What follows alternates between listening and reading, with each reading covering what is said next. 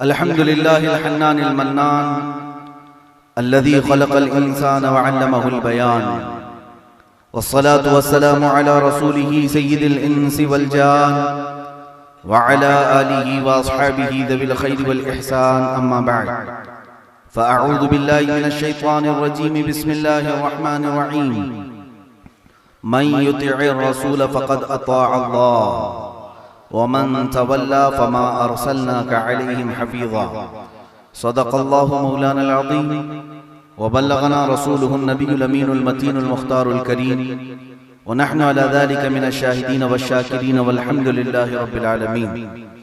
बारगाह रिसालत आप सल्लल्लाहु तआला अलैहि वसल्लम में दुरूद पाक का हदिया पेश करें। अल्लाहुम्मा सल्लि अला सय्यिदिना व मौलाना मुहम्मदिन मअदनिल जूदि वल करम व आलिहि व अस्हाबिहिल किराम व इब्निहिल करीम व बारिक व सल्लिम सलातन दाइमतन सरमदन अबदा। अज़ीज़ान गिरामी वक़ार, बिहार की सरजमीन पर पहले मेरी आमद और इस मिंबर नूर से पहली मर्तबा आपसे मुखातिब हूँ। उलमा का ज़ोर बयान, शोरा की वलवला अंगेजी जिस अंदाज से मैं महसूस करता रहा, ये मेरे लिए पहला तजुर्बा है। ये आपकी मोहब्बतें हैं। क़िबला उस्ताज़ुल असातिज़ा हज़रत अल्लामा मुफ्ती बद्र आलम साहब क़िबला सदरुल मुदर्रिसीन अल जामिअतुल अशरफिया मुबारकपुर, उनके हुक्म पर मुझे हाजिर होना हुआ। मैं हो सकता है आपके इलाके के एतबार से तकरीर और खिताबत ना कर सकूं, इसलिए कि वैसी ना मेरे पास आवाज है जैसे मौलाना जाहिद साहब के पास है, ना वैसा जोश है कि हम स्टेज को हिला सकें। बस इतना यकीन है मुस्तफ़ा करीम की जात पर कि कमजोर आवाज भी निकले तो दिलों को चीर कर जाती है। नारे तकबीर, नारे रिसालत, मज़हबे इस्लाम, अज़मते इस्लाम। अज़ीज़ान गिरामी वक़ार, अभी आपने शेर देखा ही कहाँ? शेर के जो नारे लगते हैं उसकी झलक भी अभी नहीं मिली। हकीकत में जो मुस्तफ़ा करीम सल्लल्लाहु तआला अलैहि वसल्लम के गुलाम होते हैं, कायनात में जब वो चलते हैं तो तूफानों का रुख मोड़ देते हैं। दुनिया चाहे जिधर भी चले, गुलाम मुस्तफ़ा अगर ठान ले, बुखारी शरीफ की हदीस भी है, अगर वो कसम खा ले तो अल्लाह उसकी कसम पूरी करता है। मेरे अजीजों, ये हल्का ना समझो किसी गुलाम मुस्तफ़ा को। बस शर्त ये है कि नबी पाक की गुलामी में कामिल हो जाए, फिर कायनात उसके लिए मुसख्खर कर दी जाती है, चांद और सूरज उसके ताबे फरमाबरदार बनाए जाते हैं।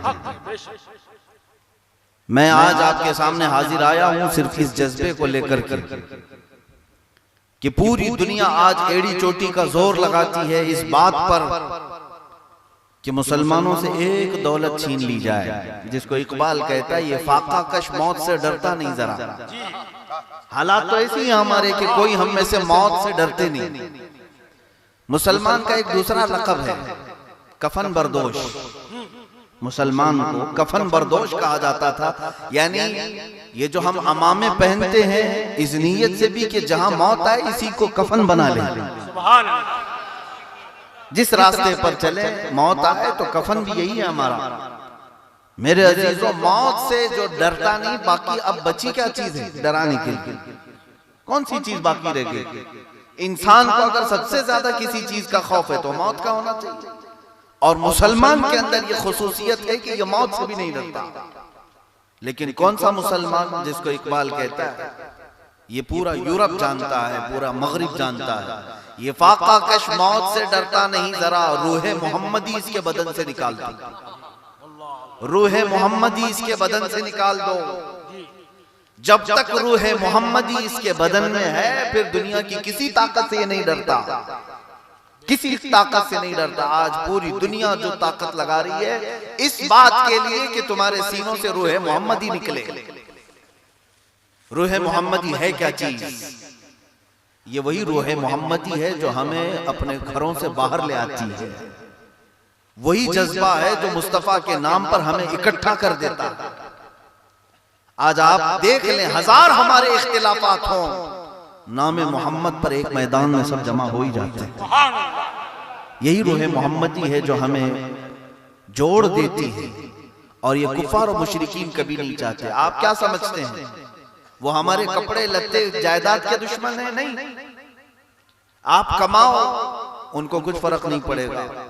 हत्ता के बाज बड़े दानिश्वरों ने ये तक कहा इनकी नमाजों से भी हमें कोई मसला नहीं, नमाजें पढ़ना है जहां पढ़ना है पढ़ो, इनकी मस्जिदों से भी हमें कोई मसला नहीं।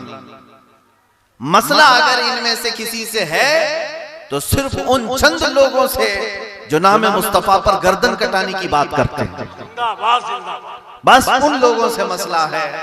और उन्हीं को पूरी दुनिया में बदनाम किया जाए कि ये लोग दहशतगर्द होते हैं, आतंकवाद होते हैं, टेररिस्ट होते हैं। इस तरह के लक़ब दे दे करके ये गुलामान मुस्तफा को साइड करने की कोशिश की जाती है। लेकिन एक बात याद रखें कि ये फूंकों से बुझाया जाने वाला चिराग नहीं। कुरान कहता है कुफार और मुशरिकीन चाहते हैं कि अपने मुंह के फूंकों से अल्लाह के नूर को बुझा दे। अल्लाह इस नूर को मुकम्मल करके रहे। अल्लाह तबारक व तआला अपने इस चिराग को हमेशा रोशन फरमाएगा। अजीज़ान गिरामी वक़ार, असल जो बात है हमारी, जिस नुक्ते पर मुझे अर्ज करना है वो ये है। एक शेर से मैं गुफ्तगू का आगाज करता हूं। उनके जो हम गुलाम थे खल्क के पेशवा रहे, उनके जो हम गुलाम थे खल्क के पेशवा रहे, उनसे फिरे जहां फिरा फिर आई कमी वक़ार। सिर्फ यही एक नुक्ता है जिसको समझ लें। इकबाल क्या खूब कहता है कि जवाल बंदे मोमिन का बेजरी से नहीं। ये जो सबब है हमारे जवाल का, ये बेजरी से नहीं है कि तुम्हारे पास माल नहीं है इसलिए तुम आज आजिज हो गए, आज जलील हो गए। नहीं, सबब कुछ और है जिसे तुम खुद समझते हो। वो क्या है? उनके जो हम गुलाम थे खल्क के पेशवा रहे, मुस्तफ़ा करीम की गुलामी। मैं आपको बताऊं कि इस नुक्ते पर जब तक आप वापस नहीं आएंगे ठोकरें खाते रहेंगे। मुझे एक बात याद आती है, मिस्र की सरजमीन पर पढ़ने के जमाने में हमारा टेस्ट चल रहा था और मोरल इस तरह से एग्जाम होते हैं, कुछ भी जनरल क्वेश्चन भी किए जाते हैं। और मैं हिंदुस्तानी, मुझे एक उस्ताद ने क्वेश्चन में ये दिया कि फुटबॉल के कितने खिलाड़ी होते हैं। मुझे पता नहीं था क्योंकि हमारे यहाँ फुटबॉल का ज्यादा रिवाज नहीं, क्रिकेट का ज्यादा रिवाज। और अरब वाले क्रेज हैं, क्रेजी हैं फुटबॉल के पीछे, और अगर कोई नहीं जानता तो उसको पागल समझते हैं। तो मैंने कहा कि मुझे इसकी खबर नहीं है। तो उन्होंने बताया कि 11 खिलाड़ी होते हैं। फिर एक बात चली, उन्होंने कहा कि तुम जानते हो कि फुटबॉल में होता क्या है? कहा कि 11 खिलाड़ी इधर होते हैं, 11 इधर होते हैं, लेकिन एक गेंद को सारे लोग घुमा रहे होते हैं और सबका मकसद एक ही है कि इसको किसी तरह से गोल कर दिया जाए। कहा ये तो होता है, हमने देखा भी है। उस उस्ताद मोहतरम ने एक बड़ी अच्छी बात कही थी। कहा कि बेटा, मैं यहाँ पर खिलाड़ी और खेल तुम्हें समझाना नहीं चाहता। कभी तुमने गौर किया कि इस गेंद को ये लोग सारे लोग मिलके क्यों मार रहे हैं? इधर के 11 भी उधर के 11 भी एक ही गेंद को मार रहे हैं, क्यों मार रहे हैं? मैंने कहा गेंद खेलने की चीज है इसलिए मार रहे हैं। कहा नहीं, बात दर हकीकत ये है कि गेंद के अंदर पूरा खाली है, हवा भरी है।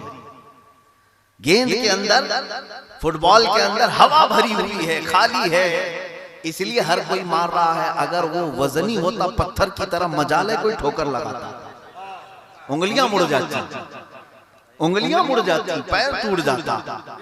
कहा सही बात है, आप सही कह रहे हैं।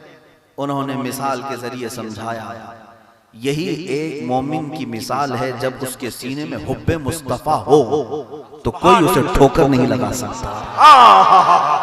सीना अगर इश्क़े मुस्तफा से भरा हो कभी उसके साथ कोई खेल नहीं सकता। हाँ, जब ये सीना खाली हो जाए गेंद की तरह हर कोई इसके साथ खेलता है।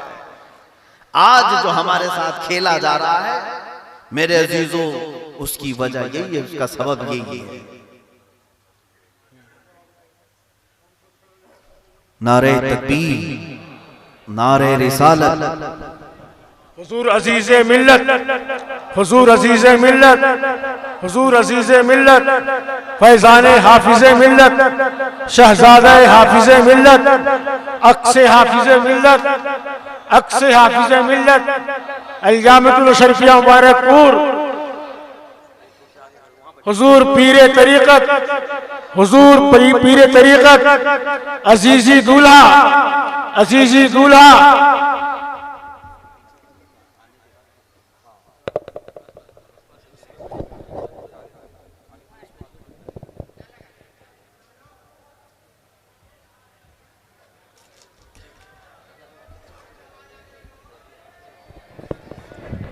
बैठ जाए आप हजरात, इस्तेक़बाल करें। नारे तकबीर, नारे रिसालत, नारे रिसालत। हुजूर अजीज़े मिल्लत, फैज़ाने हुजूर हाफिज़े मिल्लत। पीछे जितने खड़े हैं सब बैठ जाए आप लोग।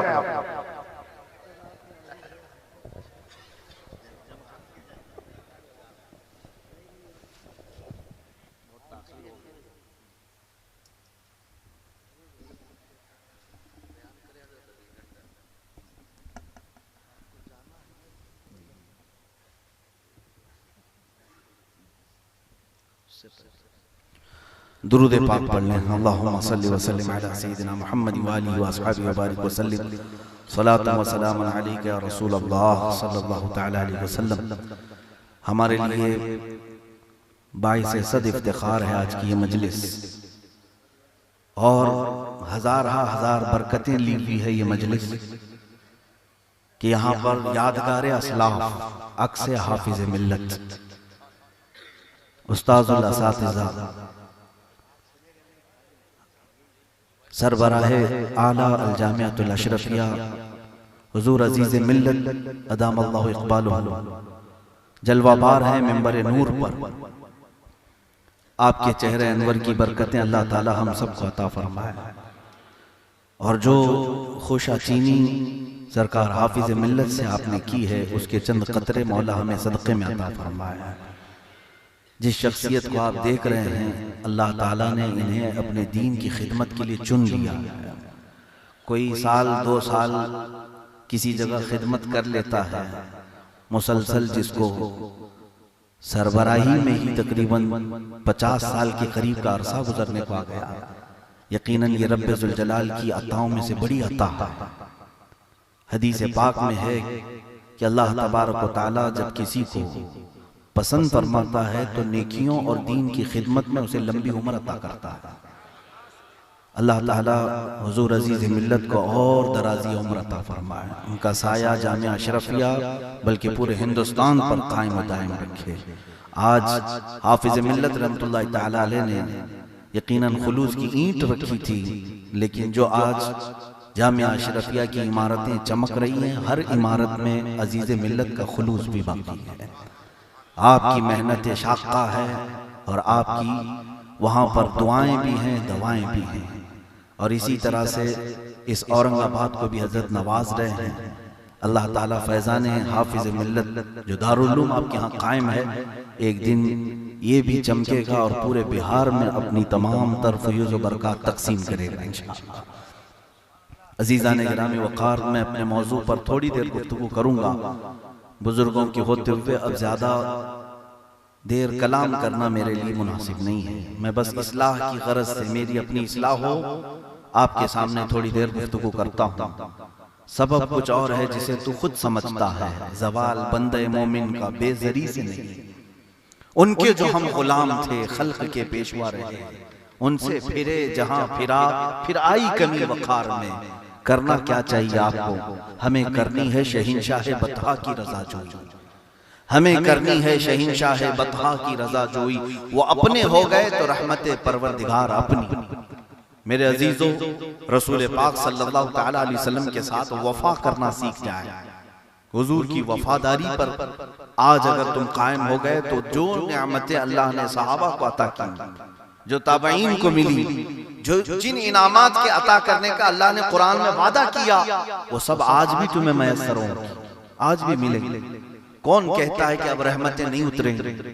कौन कहता है कि अब अल्लाह की मदद और नुसरत नहीं आएगी? सब आएगी, लेकिन उसका वादा है इन कुंतुम मुमिनीन, उसकी शर्त है अल्लाह ताला की तरफ से, अगर तुम ईमान वाले हो। और ईमान किसे कहते हैं? ईमान किसे कहते हैं? ला युमिनु अहदुकुम हत्ता अकूना अहब्बा इलैहि मिन वालिदिही व वलदिही वन नास अजमईन। रसूल पाक सल्लल्लाहु तआला अलैहि वसल्लम खुद इरशाद फरमाते हैं, ईमान क्या है? तुम उस वक्त तक कामिल मोमिन नहीं बन सकते जब तक कि मैं तुम्हारे नजदीक तुम्हारे औलाद, तुम्हारे माँ बाप और तमाम इंसानों से ज्यादा महबूब ना हो जाऊं। हुजूर से कमाल की मोहब्बत जब तक ना हो तब तक ईमान कामिल नहीं, और जब तक ईमान नहीं तब तक अल्लाह की मदद भी नहीं। आप ये समझते हैं कि सहाबा के लिए बद्र में 313 थे तो 5000 फरिश्ते अल्लाह ने उतार दिए। क्यों उतारे थे? उनकी सबात कदमी आपने कभी पढ़ी है? उनके लिए मदद क्यों आई थी? हजरत उकाशा रज़ियल्लाहु ताला अन्हु एक सहाबी है, कहते हैं जंग के मैदान में हम ऐसे ही चले आए थे, हमारी तैयारियां नहीं थी। जब मैदान में आए तो कुफार और मुशरिकीन को असलहा से लेस देखा। मैं बारगाह मुस्तफा में अर्ज किया कि मेरे पास न तलवार है न चाकू है, क्या करूं? रसूल पाक सल्लल्लाहु अलैहि वसल्लम ने फरमाया जाओ कोई लकड़ी उठा लो। वो कहते हैं कि मैंने खजूर की शाख की एक लकड़ी उठाई, रसूल पाक सल्लल्लाहु अलैहि वसल्लम ने अपने हाथ से उसको मसा करके मुझे दिया। हजरत उकाशा कहते हैं उसी लकड़ी से मैंने कई काफिरों को मारा। तलवार से ज्यादा वो काम करती रही। मेरे अजीजों, लकड़ी का काम नहीं था, यह अल्लाह की मदद। कुरान कहता है फलम तक़तुलूहुम वलाकिन्न अल्लाह क़तलहुम, तुम लोगों ने उन्हें कत्ल नहीं किया, अल्लाह ने उन्हें कत्ल किया। ये बद्र के वाक़े के मुतालिक कुरान कहता है वमा रमैत इज़ रमैत वलाकिन्न अल्लाह रमा। जब आप तीर चला रहे थे तो तीर आप नहीं चला रहे थे बल्कि अल्लाह चला रहा था। रब ताला कुरान में पाक में फरमाता है महबूब की अदाओं को अल्लाह ने अपनी अदा फरमाया। तुम्हारे लिए भी ये मदद आएगी, तुम्हारे लिए भी ये मदद आएगी, लेकिन कब? जब सबात कदमी, साबित कदमी ऐसी हो कि सहाबा की साबित कदमी हमने देखी है हुजूर की वफादारी में। यहाँ एक लाठी और डंडे से भाग जाते हैं लोग, अरे 2 पुलिस वाले 1000 लोगों को दौड़ा लेते हैं, भगा देते हैं। मैं ये नहीं कहता कि कानून का उल्लंघन करके किसी से उलझना चाहिए, लेकिन अपने हुकूक के मुतालबे के लिए जमीन में गड़े रहना चाहिए, डटे रहना चाहिए। इसको कहते हैं साबित कदमी। आप देखें सहाबा में से 2 छोटे सहाबा, उम्र उनकी 13-15 साल के करीब की है, मैदान बद्र में आए, मुआज और मुअव्विज रज़ियल्लाहु अन्हु। हजरत अब्दुर्रहमान बिन औफ कहते हैं मुझसे ये बच्चे पूछ रहे थे बद्र के मैदान में कि चचा अबू जहल किसका नाम है? हजरत अब्दुर्रहमान कहते हैं मैंने इन बच्चों से कहा तुम क्या करोगे, वो सरदार कुरैश है, वो पहलवान है, तुम क्या करोगे, छोटे बच्चे हो।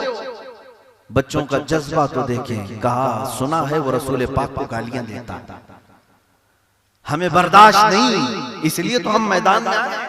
मदीने से 160 किलोमीटर दूर चल के आ गए, क्रिकेट के ग्राउंड में नहीं आए।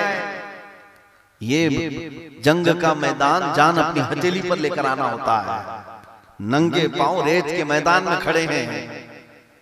हजरत अब्दुर्रहमान बिन औफ कहते हैं अभी मेरी बात चल रही थी, अबू जहल सामने से जा रहा था, मैंने बच्चों को बताया यही है वो गुस्ताख रसूल।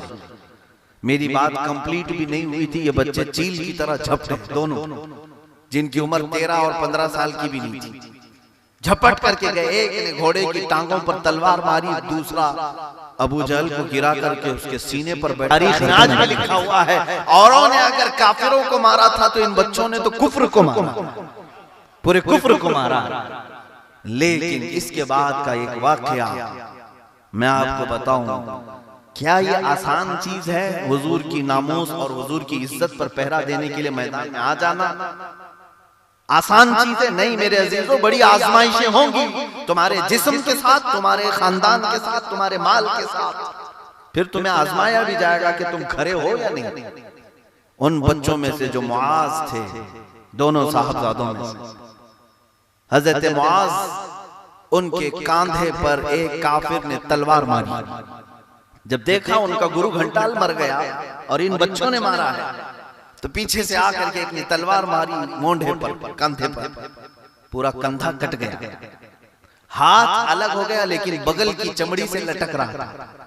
बगल की चमड़ी अभी लटकी हुई थी, लेकिन उस बच्चे का जज्बा तो देखे, तलवार दूसरे हाथ में लिया, फिर मैदान में आया। कहा कि मैं उस वक्त मैदान में खड़ा रहूंगा जब तक मेरे मुस्तफा करीम का एक भी गुस्ताख जिंदा रहे। डटे रहे। और जब बार बार तलवार लेकर के मैदान में आते थे तो ये हाथ लटक लटक के सामने आ जाता था, हाथ सामने आ जाया करता था।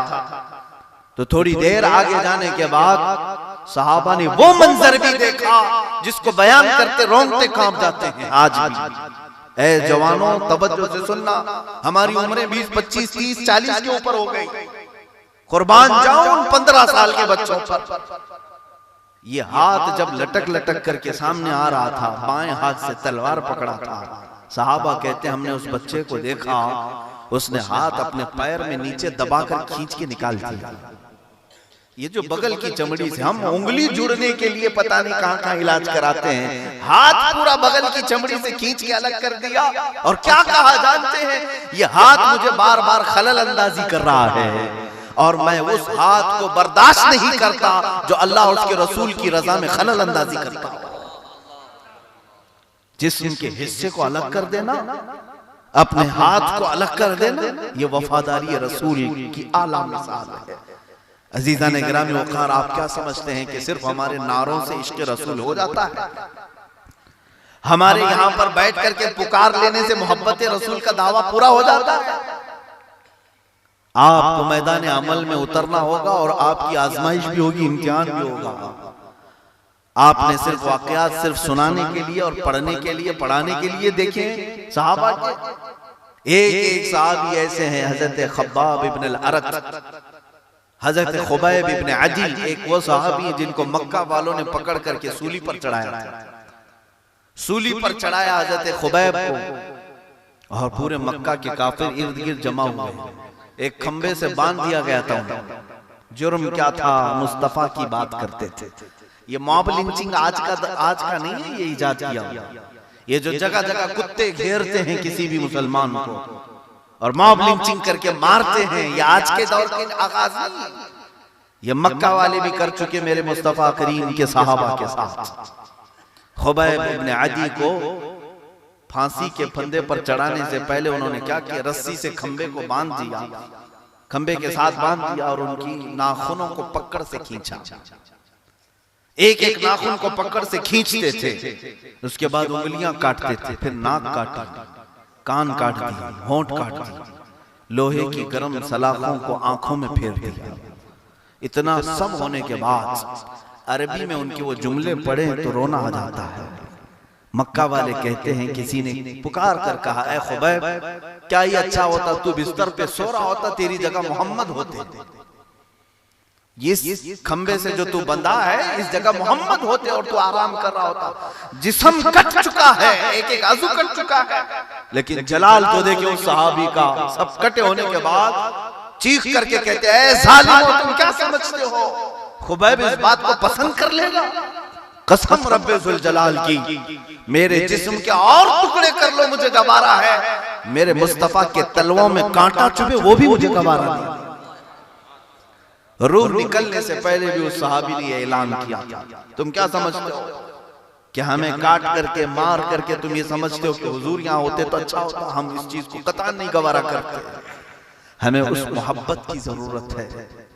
यकीनन सहाबा जैसी वो मोहब्बत हमारे अंदर नहीं आ पाएगी, लेकिन उसकी चंद झलकियां तो ला सकते हैं, उनके चंद कतरे तो अपनी जिंदगी में ला सकते हैं। इस गुलामी का ही असर था अमीरुल मोमिनीन उमर इब्न खत्ताब रदियल्लाहु ताला अन्हु जब बैतुल मुकद्दस जा रहे थे फातिह की शान से, लोगों ने नारा लगाया, अमीरुल मोमिनीन आ गए। हजरत उमर को जब अमीरुल मोमिनीन कहा गया, पहली मर्तबा कहा गया था, आप खड़े हो गए, लोगों को जमा किया, लोगों को जमा किया और कहा, ऐ लोगों आओ मैं अपनी कहानी सुनाता हूँ। सबको खड़े करके आपने फरमाया, तुम जानते हो मैं खत्ताब का बेटा उमर हूं। बचपन में मैं 2 बकरियां नहीं संभाल पाता था, मेरे बाप मुझे खूब मारते थे।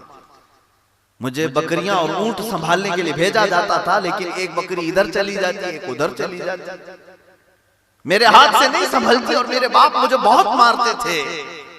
लेकिन ऐ मुसलमानों, आज मुझे देखो, फिलिस्तीन मेरे जेरे नगी है, मिस्र मेरे जेरे नगी है, फारस मेरे कब्जे में है, यमन, शाम, अरब, 36 लाख स्क्वायर किलोमीटर तन्हा उमर फारूक की निगरानी है। उमर फारूक कहते हैं, क्या तुम समझते हो इसलिए कि खत्ताब का बेटा उमर है इसलिए? नहीं, बल्कि मोहम्मद अरबी का गुलाम उमर है इसलिए ये सारी चीजें आ गई। उनके जो हम गुलाम थे, खल्क के पेशवा रहे। हुजूर पाक की गुलामी भी क्या बड़ी चीज है मेरे अजीज। दुनिया तुम्हारे कदमों में आती है, आती चली जाती है, बस शर्त है वफादारी करो रसूल पाक सल्लल्लाहु अलैहि वसल्लम से। अगर हम उनके हैं तो पूरे उनके होकर के रहे। ये क्या है जो जिंदगी में आधा तीतर आधा बटेर बने हुए हैं, चेहरा किसी और का, जुबान से मुस्तफा की बात करता है। रसूल पाक सल्लल्लाहु ताला अलैहि वसल्लम की मोहब्बत में तो ये खूब नारे लगाते हैं, और इनसे कहा जाए जरा चेहरा भी हुजूर के सुन्नत के मुताबिक रख लो, आए काएं करते हैं। अरे नहीं मौलाना, बिजनेस का मसला है, जॉब का मसला है, पता नहीं लोग मुझे मुल्ला जी कहने लग जाएंगे।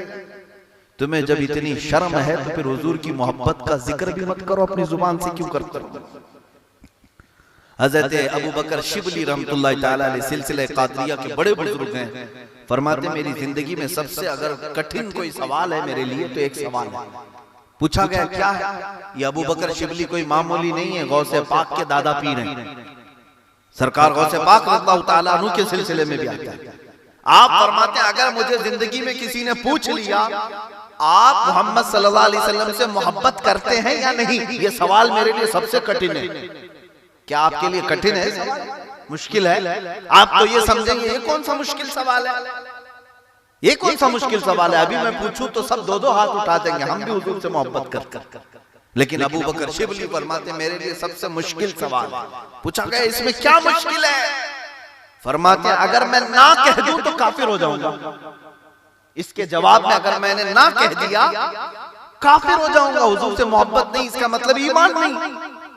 और अगर हां कह दूं तो मेरा ज़मीर मलामत करेगा, अगर हां कह दूं तो मेरा दिल कहेगा तू झूठ बोल रहा है, तेरा अमल कहां, रसूल का अमल कहां था। मेरे अजीजों, जब इतने बड़े बुजुर्ग ये कहते हैं तो माँ और शुमा का हाल क्या है, हम और आपका हाल क्या है? इसीलिए कुरान ने भी तुम्हें क्या कहा, उदखुलू फिस्सिल्मि काफ़ा, इस्लाम में पूरे के पूरे आ जाओ। तुम्हें किस बात का शर्म, किस बात की शर्म और हया है? टोपी रखने से शर्म आती? 5-10 ग्राम की टोपी नहीं उठा पाता, 5 किलो की जीन्स तो पहन के घूम लेता है, 1-1 किलो की बेल्ट पहन सकता है, जबरदस्ती की बालियां और बंगड़ियां भी पहन लेता है। तुम्हें 5 ग्राम की टोपी, मस्जिद में आकर टोपी ढूंढते रहते हैं, कोई टोपी रखे नहीं रखे। ये कैसी नाइंसाफी है हुजूर पाक की गुलामी में होने के बाद। मेरे अजीजों, इसीलिए इकबाल बहुत रोया था, जिसमें उसने अशआर में रो रो करके कहा था कि कहां गई ये तुम्हारी असलाफ की रिवायात, तुम जिसके इक्तिदा में चलते थे तो तुम्हारे लिए तूफान भी रुख मोड़ लेते थे, तुम्हारे लिए समंदरों में रास्ते पैदा हो जाते थे और जंगल के दरिंदे तुम्हारे कदम चूमने लग जाते थे। तुम कहां रह गए आज, तुम कहां रह गए? ये वो लोग थे, हजरत सफीना कहते एक सहाबी जंगल में फंस गए, रास्ता नहीं मिल रहा था। ये सब हवाई बातें नहीं कर रहा हूं, दलील के साथ बताऊंगा। हजरत सफीना सहाबी रसूल है, कहते जंगल में फंस गया, रास्ता नहीं मिल रहा था मदीने जाने का, और अचानक भी जंगल में आया तो एक शेर दहाड़ता हुआ गया। इतना खतरनाक था कि उसकी हैबत से कोई भी डर कर कांपने लग जाए। लेकिन जब वो मुंह फाड़ करके करीब आया तो मैंने सिर्फ इतना कहा, अना मौला रसूलिल्लाह या अबल हारिस, ऐ दरिंदे मैं रसूलुल्लाह का गुलाम हूं। हजरत सफीना कहते वो दरिंदा जो मुंह फाड़ करके आया था मेरे कदम चाटने लग गया और वफादार कुत्ते की तरह दुम हिलाता हिलाता मुझे मदीने के रास्ते तक छोड़ गया। उनके जो हम गुलाम थे खल्क के पेशवा। वाह, बात यहीं पर आती है, उनके जो हम गुलाम थे खल्क के पेशवा रहे। हुजूर की गुलामी भी क्या चीज है मेरे अजीजों। तख्त और ताज भी तुम्हारे जेरे नगी होंगे, इख्तिदार और कुर्सी भी तुम्हारे मातहत होगी, शर्त है कि उनके वफादार बनो। हुजूर पाक सल्लल्लाहु तआला अलैहि वसल्लम के जब वफादार कोई बनते हैं तो कायनात की जमीन उनके लिए कुशादा कर दी जाती है। आज उसकी एक मिसाल मैं अपनी जिंदगी से बता दूं। आज इस मिंबर पर मुझे क्यों बिठाया आपने? मुझे जिस अंदाज से आप मोहब्बत करते हैं और चाहते हैं, किस लिए? यहाँ मेरा न ददियाल है, न ननिहाल है, न ससुराल है, कोई रिश्तेदारी। क्या इसलिए बिठाया कि बड़े खानदान का है, बड़े बाप का? नहीं मेरे अजीजों, सिर्फ और सिर्फ निस्बत मुस्तफा की वजह से बिठाया। वाह, सुभान अल्लाह। बात उनकी करो, फिर हर दिल पे राज करो। हुजूर पाक की बात करके तो देखो कितनी इज्जत मिलती है दुनिया में, हमने महसूस किया है आज। और अभी नाज़िम इजलास, नकीब इजलास जिस तरह से ललकार रहे थे उस खबीस मलून पाखंडी को, आप सबों ने देखा। आज भी आप अपनी आंखों से देखेंगे अल्लाह गुस्ताख रसूल को दुनिया में भी हिला को बर्बाद करता है, और आखिरत की सजा तो उसके लिए दर्दनाक है ही। उसका बुरा अंजाम देखेगी दुनिया। 6 महीने नहीं गुजरे, मुंह छुपा करके घूमना पड़ रहा है, अपने ही लोगों से छुप छुप करके दरवाजे ढूंढना पड़ रहा है। हद तो ये हो गई उस पाखंडी खबीस की कि छोटा बच्चा भी मंदिर में आए तो डर के मारे बाहर आता। देखा होगा आपने अखबार में, अरे छोटा बच्चा आ गया मुसलमानों का, तुम्हें बच्चों से भी डर लग रहा है, बच्चों से भी खौफ लग रहा है। 10-10, 12-12 बॉडीगार्ड लेकर के भी रात को नींद नहीं आती। मौत की तलवार सर पे लटक रही है, क्यों? गुस्ताखी मुस्तफा की वजह से। रसूल की गुस्ताखी किया, चैन और सुकून गारक हो गया। और इधर अल्हम्दुलिल्लाह मेरे रब की नवाजिशें मेरे साथ इतनी है, जिस इलाके में जाए चाहने वालों का हुजूम ही हुजूम। नारे तकबीर, नारे रिसालत, ये मसलके आला हज़रत, ये किस बुनियाद पर है? मुस्तफा करीम की बात करें फिर हर दिल पर राज करें। जहां जाए लोगों का हुजूम है, पैर रखने की जगह नहीं है। फिर हमें वो बात याद आती है जो सहाबा का नारा था, वो आज हमने अपनी जिंदगी में प्रैक्टिकल देख लिया। जब तक बिके न थे तो कोई पूछता न था। या रसूल अल्लाह, जब तक बिके न थे तो कोई पूछता न था, तुमने खरीद कर हमें अनमोल कर दिया। तुमने खरीद कर हमें अनमोल कर दिया। तुम बिक तो जाओ बाज़ारे मुस्तफा में, दुनिया तुम्हारी क्या, तुम्हारी जूती की भी कीमत नहीं लगा सकती, तुम्हें नहीं खरीद सकेगी। हाँ, यही बात जो मैंने शुरू में मिसाल में बताया, गेंद में जब हवा भरी होगी तो हर कोई ठोकर मारेगा, हर कोई इधर से उधर उछालेगा। और गेंद अगर पत्थरों की तरह सख्त हो जाए, भर जाए, कोई ठोकर भी मारे तो उंगलियां टूट जाएंगी। आप इश्क़ मुस्तफा से अपने सीने को भर करके तो देखो, कोई तुम्हारे सामने हाथ तक नहीं लगाएगा। खौफ किस चीज का नाम है? डर किस चीज का नाम है? अल्लाह उसके रसूल जिसके साथ हो उसे दुनिया का कोई खौफ नहीं आता। आज जिस तरह से मुसलमानों को डराया जा रहा है, जिसकी वजह से ये डरे सहमे हुए दो रास्ते पर चलने की कोशिश कर रहे हैं, अरे ये भी राजी रहे, ये भी राजी रहे, ऐसा कभी नहीं हो सकता। कुरान कहता है वलन तरदा अनकल यहूद वलन नसारा हत्ता तत्तबिअ मिल्लतहुम, ये यहूद और नसारा हरगिज़ तुमसे राजी नहीं होंगे। तुम टोपी निकाल करके समझते हो मुझसे राजी हो जाएंगे, दाढ़ी छिला करके समझते हो कि मुझे अंग्रेज समझ लेंगे, हाँ तुम्हारे अपना भाई समझ लेंगे, कभी नहीं होगा, कभी राजी नहीं होंगे। कुरान कहता है, अल्लाह फरमाता है हत्ता तत्तबिअ मिल्लतहुम, जब तक कि तुम उनके दीन में नहीं दाखिल होते तब तक तुमसे राजी नहीं होंगे। हाँ, लोग ये समझते हैं कि इनकी भी थोड़ी हाँ हाँ कर लेंगे, हमारे नेताओं का भी यही हाल है, उधर भी थोड़ी सी पूजा पाठ हो जाए, इधर भी थोड़ी सी ईद हो जाए, दोनों जगह को बरकरार रखें। न ईमान बाकी रहा, इनका हाल वही हो जाता है धोबी का कुत्ता, न घर का न घाट का, इधर के भी नहीं उधर के भी नहीं रहे। अपना ईमान बचाओ, अपना ईमान बचाओ। अगर हुजूर के गुलाम है तो पूरे के पूरे गुलाम बनो, पूरे के पूरे गुलाम बनो। और इस गुलामी का असर यह है मेरे अजीजों, दुनिया भी तुम्हें सलाम करती है, और जब यहां से जाओगे कब्र में, वहां भी तुम्हारे लिए सुकून है। सैयदना उमर फारूक रज़ियल्लाहु ताला अन्हु की वो बात मैं याद दिला दूं। बड़ी प्यारी बात है। हुजूर पाक सल्लल्लाहु अलैहि वसल्लम की मजलिस में आप बैठे हुए, रसूल पाक सल्लल्लाहु ताला अलैहि वसल्लम कब्र के हालात सुना रहे थे कि दो फरिश्ते आएंगे मैयत को रखकर जाने के बाद, आएंगे काले चेहरे वाले, नीली आंखों वाले। हुजूर पाक सल्लल्लाहु ताला अलैहि वसल्लम फरमाते हैं ये फरिश्ते जोर से मुर्दे को उठाएंगे और सवालात करेंगे, सख्ती से उससे सवालात करेंगे। महफिल में ये बात चल रही थी, मेरे आका सल्लल्लाहु अलैहि वसल्लम ने हजरत उमर से पूछा, ए उमर तुम क्या करोगे जब ये फरिश्ते आएंगे, जब कब्र में ये दो सख्त किस्म के फरिश्ते आएंगे जिनको मुनकर नकीर कहते हैं, तुम क्या करोगे?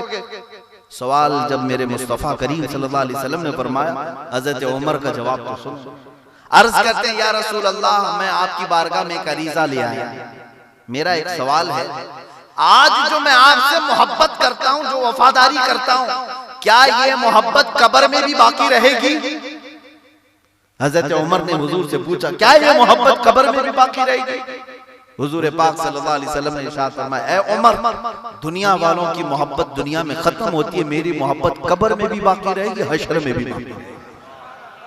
वाह वाह वाह, जवाब सुने। हजरत उमर खुश हो गए, कहा या रसूल अल्लाह, अगर ये मोहब्बत जो मैं आज आपके साथ कर रहा हूं, अगर ये कब्र में भी बाकी रहेगी, तब तो इन फरिश्तों का मामला आप मेरे ऊपर छोड़ दे, मैं खुद निपट लूंगा। वाह, किस बात पर भरोसा है? हुजूर की गुलामी पर और हुजूर की मोहब्बत पर भरोसा है कि कब्र में सख्त किस्म के फरिश्ते भी आए। हजरत उमर कहते हैं, मैं निपट लूंगा, मैं देख लूंगा। अजीजान गिरामी वक़ार, ये अजब चीज है लज्जत आशनाई।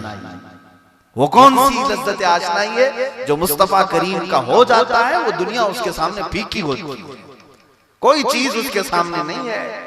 इसलिए इस लज्जत को एक बार चेक करके तो देखो, हुजूर की गुलामी में होता क्या है, जिसको फाजिल बरेलवी इमाम इश्क व मोहब्बत कहते हैं। जान है इश्क मुस्तफा, जान है इश्क मुस्तफा, रोज फजू करे खुदा, जिसको हो दर्द का मजा नाज़े दवा उठाएगी।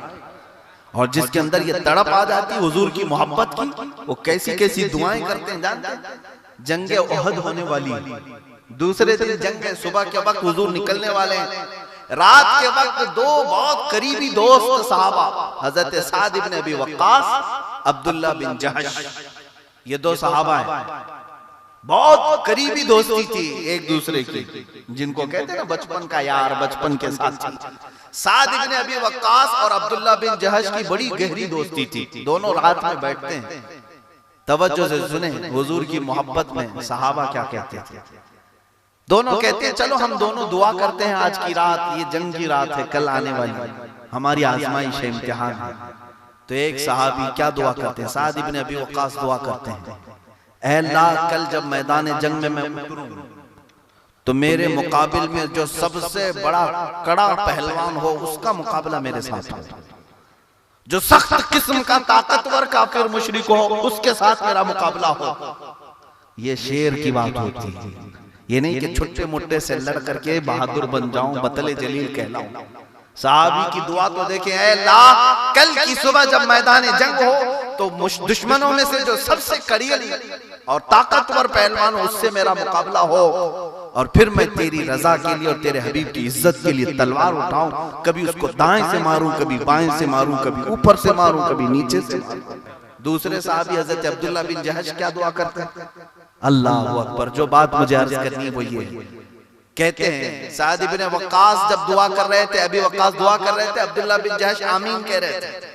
अब अब्दुल्ला बिन जहश कहते हैं, साद मेरे भाई, अब मैं दुआ करता हूं, तुम आमीन कहो। अब्दुल्ला बिन जहश दुआ के लिए हाथ उठाते हुए कहते हैं, अल्लाह, कल जब मैदान ओहद, ये जंग का मैदान कायम हो जाए, मैं तेरे नबी की इज्जत पर पहरा देते देते काफिरों की सफों में घुस जाऊं, कोई मुझे दाएं से मारे, कोई मुझे बाएं से मारे, कोई मुझे सामने से मारे, कोई मुझे पीछे से मारे, यहाँ तक कि मेरे जिस्म के सब टुकड़े टुकड़े कर दिए जाएं, और फिर हर टुकड़े से मेरे वफादारी मुस्तफा नजर आने लगे। मेरे जिस्म के हर टुकड़े से मौला तेरी और तेरे रसूल की मोहब्बत झलके। साद इब्न अबी वक्कास कहते हैं, आमीन। दो सहाबा ने दुआ की। अब किताबें उठा करके देख लो, किताबुल मगाजी और दीगर जो अहादीस में अबवाब बांधे गए हैं। जंग उहद के बाद सहाबा कहते हैं दोनों की भी दुआ कबूल हुई। साद इब्न अबी वक्कास के मुकाबिल में एक बहुत सख्त किस्म का पहलवान आया और लड़ाई उनकी सुबह से दोपहर तक चलती रही और उसको इतना मारा, हर तरफ से मारा, जख्मी किया, यहाँ तक कि उसके कत्ल किया। बड़े पहलवान को मारा। और अब्दुल्ला बिन जहश की भी दुआ कबूल हुई। कुफ्फार और मुशरिकीन के नरगे में आ गए और इतना उनके ऊपर तीर और नेज़े बरसाए गए कि उनके हाथ काटे गए, उनके पैर काटे गए, उनके जिस्म के टुकड़े टुकड़े कर दिए गए। यहाँ तक कि काफिरों ने उनके जिस्मों को हार बना करके अपने गले में पहन लिया, उनके आज़ा को। मेरे अजीजों, ये सहाबा इसी को कहते हैं ना, अजब चीज है लज्जत आशनाई, दो आलम से करती है बेगाना तुझको। हुजूर पाक सल्लल्लाहु अलैहि वसल्लम से मोहब्बत होने के बाद बंदा अपने जिस्म के टुकड़े करने के बाद खुशी खुशी दुनिया से जाता है। क्यों? इसलिए कि उसे यकीन है। आज जो लोग डराते हैं, कुछ बात करोगे तो केस हो जाएगा, मुकदमा हो जाएगा। मौलाना जाहिद साहब कह रहे थे मेरे मुतालिक कि इनके ऊपर बड़े केस हैं, लेकिन कोई रेप के केस नहीं, चोरी के केस नहीं, इधर उधर गुंडागर्दी के केस नहीं। आप छान करके देख लेना, मेरे ऊपर जितने मुकदमात लगाए गए हैं सब वो नामों से मुस्तफा पर है। जब जब किसी गुस्ताख के खिलाफ या रसूल अल्लाह जिंदाबाद जिंदाबाद, जब जब गुस्ताखान रसूल के खिलाफ हम खड़े होने की कोशिश किए या आवाज उठाए, लोग तो सिर्फ हमारा जाहिर देख रहे हैं। यहाँ पर हमारे अमामे, हमारे जुब्बे और हमारे आने जाने पे नारे देख करके समझते हैं बड़ी आन शान के साथ है। मेरे अजीजों, दुनिया में ये आजमाइश से गुजरना होगा, हमें भी कोर्ट कचहरी के चक्कर काटने पड़ते हैं, लेकिन मैं इसको ऐब नहीं समझता। जब जब जाना होता है तो मैं फख्र के साथ जाता हूँ, मेरे मुस्तफा के नाम पर जाता हूँ। और सच आ जाए तो सर झुका करके कबूल करूं, इसलिए कि दुनिया हमें ये मुकद्दमात और जेल की काली कोठरियों से न डरा सकेगी। मुजफ्फर को मुकय्यद न समझ ऐसे याद, मेरी असीरी भी ये मेरी सुन्नत आबाई है। हमें अगर कैद करके तुम समझते हो कि मुंह बंद कर दिया जाएगा, ये भी नहीं मुमकिन है। इसलिए कि हमारे असलाफ कई ऐसे हैं जिनका जनाजा भी जेल से निकला। हाँ, गुलामाने मुस्तफा के अज़्म को दुनिया नहीं तोड़ सकती। मैं बात ये कर रहा था, सहाबा इकराम में जब ये जज्बा आता था तो वो दुआएं भी इस तरह करते कि मुस्तफा के नाम पर कट जाए, मर जाए। और दुनिया फिर क्या? आज हम अपने आसपास की फिक्र में लगे हुए हैं, क्या होगा क्या नहीं होगा। मैं बात करूंगा तो कौन पकड़ ले जाएगा, कितने मुकद्दमे ठोक देगा। तुम्हें ये खबर नहीं है, मदीने की एक खातून दौड़ती हुई हुजूर के पास आई जब रसूल पाक सल्लल्लाहु ताला अलैहि वसल्लम पर मक्का वालों ने हमला कर दिया था। ये खंदक का मौका था। उस वक्त हुजूर पाक सल्लल्लाहु अलैहि वसल्लम के पास एक खातून आई, कहा या रसूल अल्लाह, मदीने के सारे जवान आपके साथ जा रहे हैं, आपकी मोहब्बत में, आपकी इज्जत की हिफाजत के लिए लड़ने के लिए जा रहे हैं। मेरे घर में कोई नहीं, 1.5 साल का बच्चा लेकर के आई। कितने साल का? 1.5 साल का बच्चा लेकर के आई, दूध पीता हुआ। कहा या रसूल अल्लाह, इसको कबूल कर ले, इसको जंग में ले जाए, इसको भी जंग में ले जाए। खातून का जज्बा तो देखे। हुजूर पाक सल्लल्लाहु अलैहि वसल्लम ने फरमाया, ऐ खातून, इसका क्या करना है? वो खातून कहती है, आका, जब आपने ऐलान किया कि मदीने का जो भी जवान है वो बाहर निकले, कल की रात से मैं सोई नहीं। मेरे शोहर का इंतकाल हो चुका है, मैं बेवा हूं, मेरे घर में इसके अलावा कोई भी मर्द बच्चा नहीं है, ये 1.5 साल का है। लेकिन मैंने ये सोचा इसी को बारगाह रसूल में पेश कर दूं।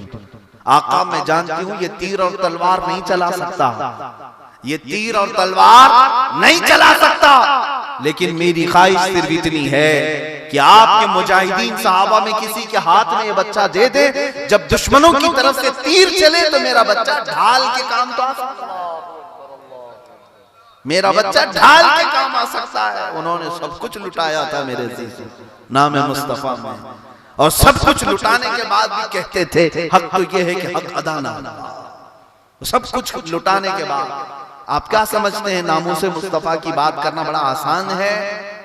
मेरे अजीजों, ये दुनिया और नशाखोरों के लिए ये फील्ड नहीं है, दुनियादारों के लिए, माल लूटने वालों के लिए और दौलत पर नजर रखने वालों का ये मैदान हो ही नहीं सकता। यहाँ पर न बुज़दिली तुम्हारी काम आ सकती है और ना ही तुम्हारा मनसब। तुम्हें यहाँ सिर्फ और सिर्फ अल्लाह उसके रसूल की रजा देखनी होगी। आपको मैं गुलामी मुस्तफ़ा की बात करूँ, जानते हैं तकालीफ तो आएंगी, मशक्कतें तो आएंगी, लेकिन उसके बाद एजाज और इनाम भी मिलेगा। आपको 6 साल के बाद हुजूर की हिजरत के, जब हुजूर पाक सल्लल्लाहु अलैहि वसल्लम मक्का में तशरीफ लाए, वापस फतह मक्का हुआ, किस शान से आए मेरे आका जानते? 10,000 सहाबा के साथ आए मक्का में, और कोई जंगो जिदाल कत्लो किताल नहीं है। मक्का बगैर जंग के फतह हो चुका था। हुजूर पाक ने खाने काबा को बुतों से पाक किया। जब जोहर का वक्त करीब आया, हुजूर पाक सल्लल्लाहु तआला अलैहि वसल्लम ने अजान देने का हुक्म फरमाया बिलाल हबशी को, लेकिन कहां से? खाने काबा की छत पे चढ़कर। आप अंदाजा करें, अजान वहां से होती नहीं है।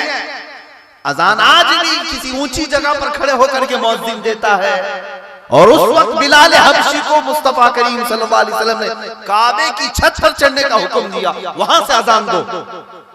हजारों सहाबा मौजूद हैं, अजिल्ला सहाबा मौजूद हैं, सिद्दीक अकबर, फारूक आजम, उस्मान गनी, हैदर कर्रार, रिज़वानुल्लाह तआला अलैहि मजमाइन, बड़े बड़े सहाबा मौजूद हैं। बिलाल हबशी को खड़ा किया, तुम अजान दो। जानते हैं इसमें फलसफा क्या है? अजान तो बिलाल हबशी ने दे दी। मुहद्दिसीन और शारहीन में से एक बड़े बुजुर्ग हैं, वो लिखते हैं कि बात दर हकीकत ये थी कि ये दुनिया को बताना था, ये मक्का की वही गलियां हैं जहां बिलाल हबशी के पैरों में रस्सी डालकर लोग खींचते थे। ये वही मक्का है जहां इनके सीने पर गरम सिल रखी जाती थी, आग के अंगारों में इन्हें सुला करके दहकाया जाता था। ये वही मक्का है जहां बिलाल को पूरे पूरे दिन तड़पाया जाता था, मारा जाता था। लेकिन आज देखो कहां चढ़े हैं? खाने काबा की छत पर अजान देने के लिए। मुहद्दिसीन फरमाते हैं इसमें मैसेज ये देना था दुनिया वालों को कि मुस्तफा के नाम पर कोई एक जख्म भी खा ले, हुजूर के नाम पर कोई एक जख्म भी खा ले, तो फिर काबा भी उसके तलवों के नीचे आता है। वो गुलाम मुस्तफा है, खाने काबा की छत पर चढ़ाया जाता है। ये एजाज नहीं है तो और क्या है? ये इनाम नहीं है तो और क्या है? हुजूर पाक सल्लल्लाहु तआला अलैहि वसल्लम की वफादारी करो, फिर हर चीज तुम्हारे लिए है। आज भी अल्लाह का जो वादा है वो आज भी है, आज भी है। आप क्या समझ रहे हैं? हम सबको आप देख रहे हैं, हम अगरचे यहाँ पर किल्लत में है तादाद में, लेकिन अल्लाह ने जो महफूज रखा है ये उसकी रहमत ही तो है। हाँ, हमारी जो ताकतें हमारे खिलाफ यहाँ पर लड़ रही हैं, उनकी ताकतों का हिसाब लगाते बैठे रहोगे तो घबरा जाओगे। अरे पूरी के पूरे डिपार्टमेंट ये लेकर बैठे हैं, पूरा माल एक तरफ करके बैठे हुए हैं, सारी जायदादें लूट करके बैठे हुए हैं, सारी चीजें इनके पास हैं। अरे फौज भी, पुलिस भी, हर चीज को इन लोगों ने मैनेज करना शुरू किया है, सब चीजें होने के बाद। लेकिन न घबराओ मुसलमानों, होने दो सारी चीजें उनके पास। फख्र इस बात पर करो अल्लाह उसके रसूल तुम्हारे साथ। अल्लाह कुरान में फरमाता है कान हक़्क़न अलैना नस्रुल मुमिनीन, हमने अपने ऊपर लाजिम कर लिया है कि मदद करेंगे तो ईमान वालों की मदद करेंगे। रब ताला का ये वादा है और ये वादा बरहक है, लेकिन सिर्फ शर्त इतनी है कि तुम ईमान का मुजाहिरा तो करो, उठो तो सही। गुलाम मुस्तफा में सिर्फ अपने घर में बैठ करके दुआएं करना और अपने घरों में बैठ करके बद्दुआएं करना, ये इतना काम जवानों का नहीं है। अपने हुकूक मांगने की तो बात करें। उलमाए रब्बानीन की बारगाह में मैं दस्तबस्ता अर्ज करता हूँ, आज हमारी तकरीरें बहुत हो गई, आज हमारे बहुत सारे उन्वानों पर तकरीरें हो गई। मैं समझता था, मैं तकरीबन पिछले 15-16 साल से लोगों के दरमियान तकरीरें करता आया, हर मौजू पर करने की कोशिश किया और मेरी सारी तकरीरें मौजूद। कहीं जाए तो कहते हैं यहाँ के लोग नशाखोर हैं बहुत ज्यादा, इनके मुतालिक कुछ इस्लाह की बात करें। ठीक है, नशा किसी मोहम्मद अरबी के गुलाम में आ ही नहीं सकता। अगर वो गुलाम है तो नशा को हाथ लगा नहीं सकता। दूसरी चीज ये है कि किसी ने कहा कि यहाँ एजुकेशन में बहुत पीछे हैं, इस पर कुछ आप बात कीजिए। यहाँ लड़कियों का माहौल बहुत बुरा है, इस पर आप कुछ बयान कीजिए। हजार उन्वानात हैं, किस किस पे बात करें हम? सूदखोर हैं यहाँ पर लोग, ब्याज का बिजनेस करते हैं, इस पर आप बात करें। बेपर्दा औरतें हैं, इस पर बात करें। जिहालत बहुत ज्यादा है, इस पर बात करें, दीनी इल्म नहीं है, इस पर बात करें। तो फिर मुझे अंदाजा हुआ, इकबाल को मैंने पढ़ा, शायर मशरिक इकबाल यूरोप की गर्द छानता रहा कई सालों तक। यूरोप गया, जर्मनी, इटली, कई मुल्कों में देखने के लिए गया कि देखें यूरोप क्यों इतना आगे जा रहा है, ताकि वो चीजें देख करके मैं उम्मत को आकर पैगाम तो दे दूं, मैं आकर के अपनी कौम को बता दूं तुम्हारी कामयाबी का राज क्या है। इकबाल कहता है साइंस के मैदान में भी देखा, कई लेबोरेटरीज में गया, साइंसदानों को तरक्की करते हुए देखा। मैंने सोचा कि ये साइंस की फील्ड आकर के मैं बताऊं मुसलमानों को इसमें कामयाबी है। फिजिक्स को देखा, ज्योग्राफी को देखा, मैथ्स को देखा, बहुत सारी बायोलॉजी को देखा, बहुत सारी फील्ड को देखा यूरोप में रह करके, और ये सोचा कि मैं आकर के अपनी कौम को एक पैगाम दे दूं, इस मैदान में तुम चलोगे तो कामयाब होगे। लेकिन आखिर में वो कहता है इकबाल, मैं सारे मैदान देख करके आया और वापस आकर के मैं अपनी उम्मत और अपनी कौम का मर्ज समझ गया, बीमारी में समझ गया। फिर जवाब में उसने क्या बताया, तुम्हारी तरक्की का राज, तुम्हारी बीमारी का इलाज सिर्फ एक है कि मोहम्मद से वफा तूने, कि मोहम्मद से वफा तूने तो हम तेरे, ये जहां चीज है क्या लौह कलम तेरे, इधर उधर ना भागो, एक चीज पर आ जाओ, मोहम्मद अरबी की वफादारी। मैंने भी आपको जो ये बात छेड़ी इसलिए कि 1000 तकरीरें करके देखी, हर उन्वान पर करके देखा, लेकिन अब नतीजे पर ये आए कि सिर्फ एक चीज है जो इनको हर बुराई से आजाद करती है, वो है वफादारी मुस्तफा। हुजूर की वफादारी अगर आ जाए, रसूल पाक से सच्ची मोहब्बत उसकी आंखों में आ जाए, कभी वो अपने महबूब को धोखा देने की कोशिश नहीं करे। मेरे अजीजों, महबूब कैसा होता है जानते हैं? एक बुजुर्ग हैं, उन्होंने कलिंगड़ को सामने रखा, कलिंगड़ को यहाँ क्या कहते हैं, तरबूज, तरबूज, तरबूज को खाया नहीं जिंदगी भर, जबकि उन्हें मालूम था कि हुजूर पाक सल्लल्लाहु अलैहि वसल्लम ने तनावुल फरमाया तरबूज खाना सुन्नत है। वो बुजुर्ग फरमाते हैं, किसी शागिर्द ने पूछा कि हुजूर आप कहते हैं तरबूज खाना सुन्नत, आप खाते क्यों नहीं? वो कहते हैं सिर्फ इसलिए कि मुझे अभी तक वो तरीका नहीं मालूम हुआ कि कितने टुकड़े करके खाए थे। मैं उस तलाश में हूं कि मेरे महबूब ने कितने टुकड़े करके खाए थे। महबूब की यादा होती है, जब मोहब्बत होती है ना, अपने महबूब को कभी वो खफा नहीं देखता।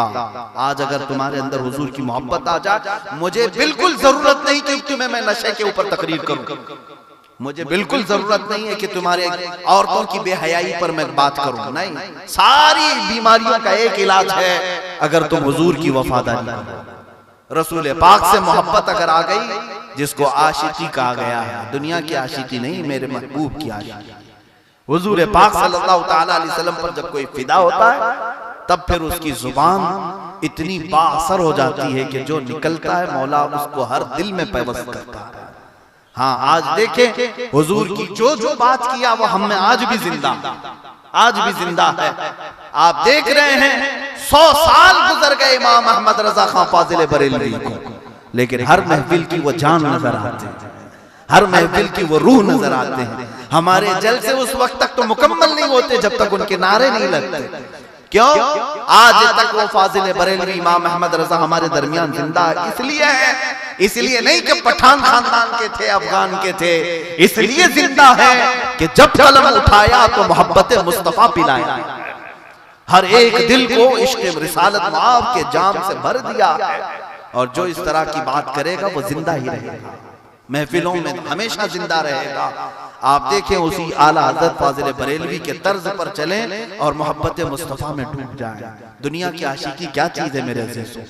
उन जवानों को मैं आज देखता हूँ 8 दिन 10 दिन की किसी महबूबा के चक्कर में पड़ करके माँ बाप से दूर भाग रहा है और सारी दुनिया को छोड़कर चला जा रहा है। अखबारात की सुर्खियां रोज बताती हैं किसी माशूक ने आत्महत्या कर ली, अरे ऊपर से कूद करके जान दे दिया महबूबा के लिए, जहर खा करके मर गई कोई लड़की एक दूल्हे के लिए। इस मजाजी इश्क में तुम्हें जान देने की तक बात आ जाती है। अगर यही मोहब्बत मुस्तफा की हो जाती, जान जाती भी तो हजारों उलमा से तुम्हें अफजल बना दिया जाता, जान जाती भी तो जो मकाम जिंदगी भर कोई मेहनत करके हासिल नहीं किया होता वो मकाम तुम्हें मिल जाता अगर मोहब्बत मुस्तफा में जान जानती। ये खुदकुशियां करना, मजाजी इश्क और मोहब्बत में पड़े रहना, ये सब छोड़ दो, कुछ नहीं काम आना है, कुछ नहीं काम आना है। बहुत सारे लोग ये समझते हैं कि एक लड़की उससे मोहब्बत करके उसको बिया लाना यही जिंदगी का बड़ा कमाल है। मियां अल्लाह ने हर एक के लिए जोड़ा रखा है, वो तुम्हें मिलके रहेगा, वो तुम्हें मिलके रहेगा। उसके लिए तुम क्यों अपना माथा इधर उधर घिसाते हो? तुम्हें जो चीज हासिल करने के लिए भेजा गया है वो रसूल पाक की वफादारी। अब मैं आपको बताता हूं जिंदगी गुजारने का उसूल ये होना चाहिए जो फाजिल बरेलवी इमाम इश्क मोहब्बत ने फरमाया। आला हज़रत इस तरह से कहते हैं बारगाह रसूल में, या रसूल अल्लाह, दहन में जुबान तुम्हारे लिए, बदन में है जान तुम्हारे लिए, हम आए यहाँ तुम्हारे लिए, उठे भी वहां। ये है मोहब्बत मुस्तफा, अपनी हर चीज को रसूल के लिए वक्फ करे। आप देखें ये दुनिया सारी मिलकर के तुम्हारी आवाज को बंद करना चाहे नहीं कर सकेगी। आज जिस तरह से अभी नाजिम इजलास मेरे मुतालिक कह रहे थे, जो बात मैं कह रहा था, केस कर रहे हैं करने दो, कैद करेंगे करने दो, मारना चाहते हैं मारने दो, फांसी देना चाहते हैं देने दो। एक जुमला याद रखना, उनके नाम दिन तक किफायत अली काफी के साथ यही किया गया, उस वक्त तक वो टस से मस नहीं हुई। ये बातें उलमाए ज़वील एहतराम के लिए काबिल इबरत है, जिसको कहते हैं इस्तिकामत सबात कदम। हमें आज कुछ भी नहीं हुआ फिर भी घबराए हुए हैं, कुछ नहीं हुआ, उलमा फिर भी कुछ डरे हुए, सबकी बात नहीं करता इल्ला माशाअल्लाह। आज भी हैं अल्हम्दुलिल्लाह जो गरजते भी हैं और बरसते भी। हाँ, इन उलमा से ही तो इन जालिमों को खौफ है। देखना कभी ये दज्जाली मीडिया के जो न्यूज एंकर हैं वो किसी को अगर बताएंगे भी तो उलमा को बताएंगे भड़काऊ है मौलाना, भड़काऊ है। हाँ, भड़काऊ इनकी नजर में कौन होता है? जो दिलों को बेदार करता है, इनकी नजर में वही भड़काऊ है। जिसकी जुबान से कौम मुस्लिम जाग रही है उसको ये भड़काऊ कहेंगे। मेरे अजीजों, एक बात याद रखें आप, किफायत अली काफी रहमतुल्लाह अलैह को 7 दिन के बाद मजमे आम में ले जाकर के फांसी पर चढ़ाना था, और उस वक्त बहुत सारे लोग थे। जब आपको फांसी पर ले जाया जा रहा था तो आपको कहा गया कि अगर आपकी कोई आखिरी ख्वाहिश है तो पूरी कर ले। वो एक आशिक रसूल दुनिया से जाता है तो क्या ख्वाहिश ले जाता है? लोग फांसी के फंदे पर जाने से पहले, मरने से पहले कहते बीवी से मिल लूं, बेटों से मिल लूं, जायदाद की वसीयत कर लूं। लेकिन किफायत अली काफी कहते हैं नहीं, मेरी ख्वाहिश सिर्फ इतनी है कि मरने से पहले एक नाते रसूल पढ़ लूं, एक नाते रसूल पढ़ लूं, मेरे नबी को कुछ सुना करके जाऊं। और फिर सुनाते हुए गए फांसी के फंदे तक। क्या कहा? कोई गुल बाकी रहेगा न चमन रह जाएगा, पर रसूलुल्लाह का दीने हसन रह जाएगा। सब फना हो जाएंगे हश्र तक काफी वो, लेकिन नाम हजरत का जुबानों पर चलन रह जाएगा। मेरे अजीजों, इस बात पर उनकी फांसी तो हो गई। अब मैं जो बात कहने जा रहा हूं वो ये है कि अंग्रेज उस वक्त बड़ा जश्न मनाए थे कि हमने एक ऐसे मौलाना को फांसी पर चढ़ा दिया जो हजारों को जगाता था, बार बार भड़काता था। खत्म हो गया। उन्हें पता नहीं कानून इलाही क्या है, कुदरत का कानून क्या है। किफायत अली काफी को मुरादाबाद शहर में फांसी देकर के अंग्रेज जश्न मना रहे थे। क्या अब लोगों को, मुसलमानों को बेदार करने वाली एक जात चली गई। लेकिन मौला तबारक व तआला को कभी गवारा नहीं कि उसके हबीब का आशिक हमेशा के लिए खत्म हो जाए। इधर मुरादाबाद में किफायत अली काफी को फांसी हो गई, पड़ोस शहर में ही अल्लाह ने बरेली की सरजमीन पर इमाम अहमद रजा को पैदा किया।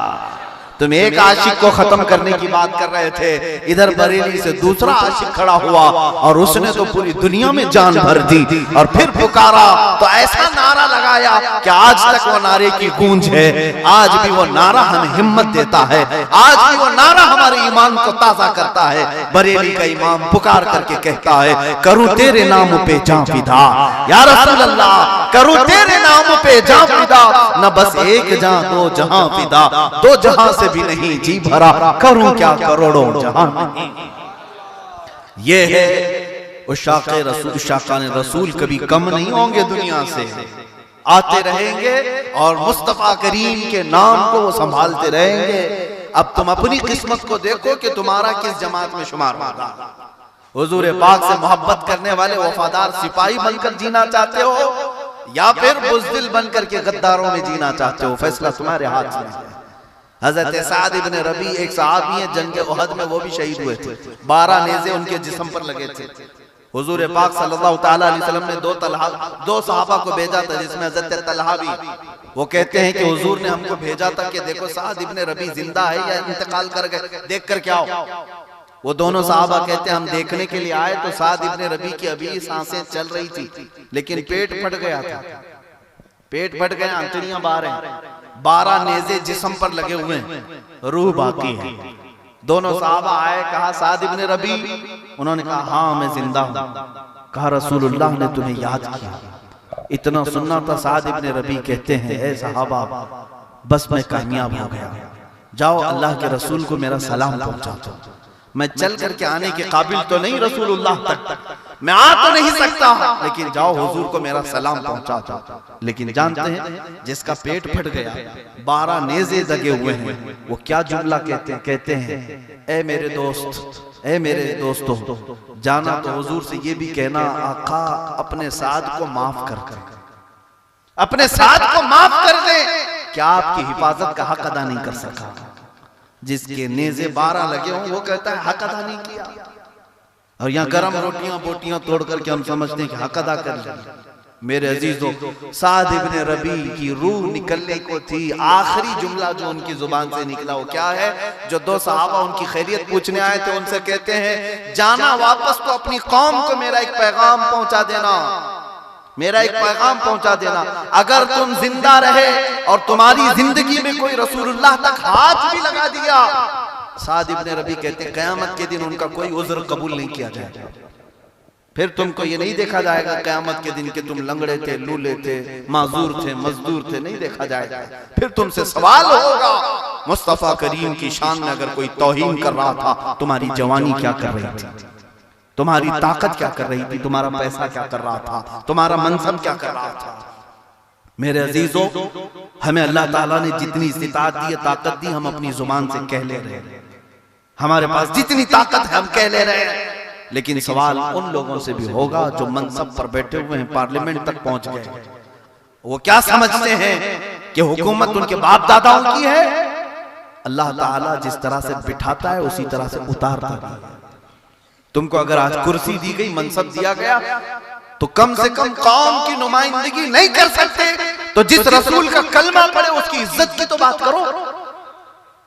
मैं खुद ये मामला लेकर के कई लीडरों के पास पहुंचा था कि आपको अल्लाह ने असर और रसूख दिया है, देखो हमारे मुल्क में कहां कहां से मेरे नबी की शान में गालियां दी जा रही है, क्या आप इतनी बात नहीं कर सकते कि इन कुत्तों के गले में पट्टा डालो, इनको रोको, इनको। हम में से कौन इनके देवी देवताओं की गुस्ताखी कर रहा है? कौन गालियां दे रहा है? कोई करता है? रोजाना ये दिल जलाते हैं हमारा गुस्ताखियां करके। अभी अभी आज भी मुझे खबर दी जा रही है त्रिपुरा के मुसलमानों को ऐसा कत्ल करके जलाया जा रहा है और रैली निकाल करके मेरे नबी की शान में गालियां दी जा रही है, अलल ऐलान गालियां दी जा रही है। ये क्या हो रहा है? ये क्या हो रहा है? याद रखिए मेरे अजीजों, ये निहत्ते मुसलमान मारे तो जाएंगे, लेकिन जो कौम के सरकर्दा लीडर हैं इनसे तो सख्त पूछ होने वाली है, इनकी जिल्लत की मौत भी होगी अगर ये नबी की इज्जत पर बात नहीं करेंगे। अगर हुजूर की तुम्हें जो कुछ भी मिला है नबी के सदक़े में मिला, तुम्हें क्या पता है? तुम्हारे घरों में नहीं, बल्कि सैयदना उमर फारूक कहते थे हमारे जिस्मों पर जो बाल है ये भी रसूलुल्लाह की बरकत से उगते हैं, हुजूर पाक के नाम पर उगते हैं। बड़े बड़े मनसब लेकर के, कुर्सियां लेकर के 5 साल के इलेक्शन में आ गए और ये समझते हैं बोलेंगे तो हमारे बड़े हाईकमान नाराज हो जाएंगे। तुम्हें हाईकमान के नाराज होने की तो फिक्र है, अल्लाह उसके रसूल के नाराज होने की फिक्र नहीं है। मेरे अजीजों याद रखो, अगर तुम नहीं कर सकते हुजूर पाक की इज्जत की हिफाजत, तो फिर मौला जब चाहेगा किसी कुत्ते को भी खड़ा कर देगा और वो इज्जत रसूल की पहरादारी करेगा। हाँ, ये मैं जुमलेबाजी नहीं कर रहा हूँ, बगदाद की सरजमीन पर हुआ भी है। इब्ने हजर अस्कलानी ने लिखा, ततारियों ने पूरे मुसलमानों को मार डाला था, खोपड़ियों से मीनार बना दिया था और चंद उलमा को कैद करके ला करके दरबार में बादशाह ने एक ईसाई को बुलाया और कहा कि इनके नबी की शान में गालियां दे। वो गालियां देने लगा। उलमा जो है हथकड़ियां बंधे हुए खड़े थे और उनके सामने हुजूर को गालियां दी जा रही थी। अल्लाह कर कुछ नहीं सकते। लेकिन रिवायत यह है कि उस बादशाह का एक पाला हुआ कुत्ता था जिसके गले में सोने की जंजीर बंधी रहती थी। जब वो ईसाई पादरी हुजूर की शान में गालियां देने लगा तो कुत्ता वहीं से भौंकने लगा, चुप हो गया। फिर थोड़ी देर के बाद फिर गालियां देने लगा, कुत्ता फिर भौंकने लगा। तीसरी बार जब वो गुस्ताखी करने लगा, कुत्ता जंजीर तोड़ करके उछल करके आया और उस ईसाई पादरी को जमीन पर गिराए, सीना चाक कर फाड़ करके रख दिया, मर गया उसी जगह पर। और ये वाकया देख करके हजारों लोग इस्लाम में दाखिल हुए। मेरे अजीजों, इब्ने हजर अस्कलानी फरमाते हैं, अगर तुम में से किसी से नहीं हो सकेगा तो ये मत समझना कि हुजूर की इज्जत की हिफाजत नहीं होगी। मौला अगर चाहे तो किसी कुत्ते को भी खड़ा कर देगा और किसी पत्थर को भी अल्लाह खड़ा कर देगा इन गुस्ताखाने रसूल को जवाब देने के लिए। हाँ, जवाब देने के लिए मौला ताला कहीं से किसी को भी खड़ा करेगा, चाहे वो पत्थर को खड़ा करे, चाहे किसी कुत्ते को खड़ा करे या किसी पत्ते को खड़ा कर दे। हाँ, कभी कोई मच्छर इनकी हिलाकत का सबब बनेगा। लेकिन आपके बारे में सवाल होगा, तुम क्या कर रहे थे, तुम क्या कर रहे थे। हुजूर पाक सल्लल्लाहु अलैहि वसल्लम फरमाते हैं, क़यामत के दिन इब्ने आदम के कदम उस वक्त तक मैदान से नहीं हटेंगे जब तक अल्लाह इनसे 5 चीजों का सवाल नहीं कर ले। कोई भी आदमी, जो भी आदम की औलाद है, कोई आदमी उस वक्त तक मैदान से नहीं हटाया जा सकेगा जब तक वो 5 चीजों का सवाल का जवाब ना दे दे। सबसे पहला सवाल किस बात का किया जाएगा? रब ताला पूछेगा, मैंने तुझे जवानी दी, कहां कहां खर्चा किया, हिसाब दे दे। मैं एक ही सवाल बता रहा हूं आज। और शारहीन में इमाम अहमद बिन हंबल ने भी फरमाया कि इस एक सवाल के जवाब में बाज लोगों को 300 साल लग जाएंगे, किसी के 500 साल लग जाएंगे, क्योंकि जवानी का हिसाब देना मामूली बात नहीं। तुम्हारे हर रात और दिन और हर लम्हे का हिसाब देना होगा और उसमें ये तमाम सवालात भी तुमसे आएंगे, ये जवाब तो देना होगा। तुम मांगते थे रसूलुल्लाह के सदक़े में सब कुछ, लेकिन जब उनकी इज्जत की बात आती थी तो तब तुम क्या करते थे? अजीज़ान गिरामी वक़ार, इसीलिए शायर ने कहा है, उठो वो गर न हश्र न होगा फिर कभी, दौड़ो के जमाना चाल अपनी चल गया, कुव्वत इश्क से हर पस्त को बाला कर दो, दहर में नामे मोहम्मद से उजाला कर दो। दुनिया जितनी मुखालफत करती है, जितना भौंकती है भौंकने दो, लेकिन तुम अगर एक मर्तबा हुजूर की अखलाक पर आ जाओ तो ये कड़ा जवाब उनके लिए है, कड़ा जवाब है। बाज बुजुर्गों ने फरमाया, अगर ये उम्मत सिर्फ अपनी शनाख्त बरकरार रख ले, अपनी पहचान बना ले, तो इनके लिए वैसी हैबत है, उनके लिए, दुश्मनों के लिए वैसी हैबत है। तुम्हारी दाढ़ी और टोपी यही उनके लिए गड़ती बहुत है, लेकिन तुम ये समझते हो कि पता नहीं कोई क्या समझ लेगा, कोई क्या कर लेगा। तुम ये समझ करके इन तमाम चीजों के खिलाफ जाते हो। मेरे अजीजों, अल्लाह ताला ने तुम्हारे चेहरे पर रौब रखा है, दुश्मनों के दिलों पर तुम्हारा रौब तारी करके रखा है, लेकिन तुम उस रौब को रखना नहीं चाहते, तुम उठा करके गंदी नालियों की गटर में डालना चाहते हो। उस रौब को बरकरार रखो। तुम्हारा रौब मुस्तफा करीम के लिबास में है, तुम्हारा रौब हुजूर पाक के चेहरे पाक में है। बाकी दुनियादारों की नकल करने पर तुम्हारी कोई इज्जत नहीं है, कोई इज्जत नहीं है। हुजूर की तरफ आ जाओ, यहीं पर इज्जत है। और आज मैं बस यहाँ पर मजमे में से कहता हूँ, एक छोटा सा बच्चा अगर नात पढ़ने लग जाए, नात पढ़ने लग जाए, सारा मजमा उसको क्या कहेगा? बेटा यहाँ ऊपर आ जाओ, मेंबर पर, यहाँ से पढ़ो। करेंगे स्टेज पर। 8 साल का बच्चा भी अगर नात पढ़ेगा, मेंबर पर खड़ा कर दिया जाता है। क्यों? इसलिए कि किसी सेठ की बात नहीं कर रहा है, मुस्तफा की बात कर रहा है। जब हुजूर की बात करेगा तो ऊपर खड़ा कर दिया जाएगा, वो सरों के ऊपर बिठा लिया जाएगा। अजीज़ान गिरामी वक़ार, आला हज़रत फाज़िल बरेलवी फरमाते हैं, हुजूर की बात करने वाला चाहे दुनिया उसे पूरी ताकत से मिटाए, कुछ नहीं होना है। बेनिशानों का निशान मिटता नहीं, मिटते मिटते नाम हो ही जाएगा, मिटते मिटते नाम हो ही जाएगा। हुजूर पाक की जिंदगी, हुजूर पाक के अखलाक और किरदार, उनकी तालीमात पर पहरा देने वाले आज भी हमारे दरमियान जिंदा है। आला हज़रत पूरी जिंदगी पर अपने खानदान का कसीदा नहीं पढ़ा, अपने बाप दादाओं की तारीफ में रतबुल लिसान नहीं थे। जब भी कलम उठाते तो यूं कहते, सरवर कहूं कि मालिक मौला कहूं तुझे। बाग़े खलील का गुले ज़ेबा कहूँ तुझे। अल्लाह रे तेरे जिसमें मुनव्वर की ताबिशें, ऐ जाने जाम जाने तजल्ला कहूँ तुझे। तेरे तो वस्फ़ ऐब तनाही से है बरी, हैरान हूँ मेरे शाह मैं क्या क्या कहूँ तुझे।